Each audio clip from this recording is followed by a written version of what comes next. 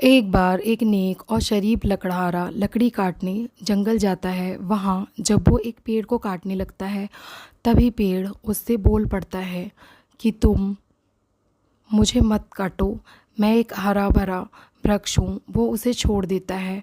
अब वह पेड़ उसे एक जादुई कुल्हाड़ी देता है। वो पेड़ उसे उसका इस्तेमाल करना बताता है और वो सब समझ जाता है। अब जब वो अपने घर में बैठा होता है, तब कुछ गांव वाले देख लेते हैं कि ये कुल्हाड़ी अपने आप पेड़ काट रही है।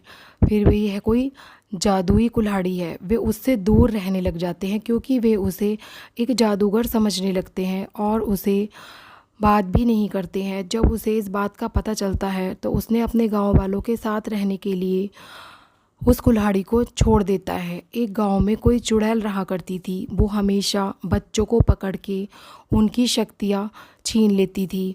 एक दिन वो जादुई शब्द बोलकर कमरे का द्वार खोलती थी और किसी भी बच्चे ने आज तक ये शब्द जानकर अपने आप को छुड़ाने के बारे में नहीं सोचा, ना ही अपने आप को छुड़ाने की कोशिश की।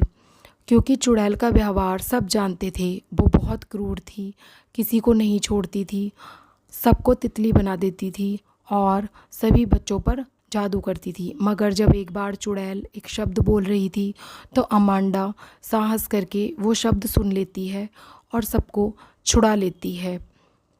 एक बार दो बहनें जंगल में अपनी माँ से बिना बताए घूमने आ निकली। चलते चलते वे बहुत आगे निकल गईं और जब उनको पता चला कि वो खो गई हैं तो वे दोनों रोने लगी और डर के मारे अपनी आंखें बंद करने लगी और माँ माँ करके दोनों चिल्लाने लगी।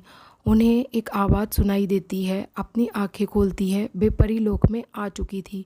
उनके चारों तरफ परियां ही परियां थीं। एक परी उन्हें समझाती है कि आगे से घर के बाहर माँ को बताकर आना।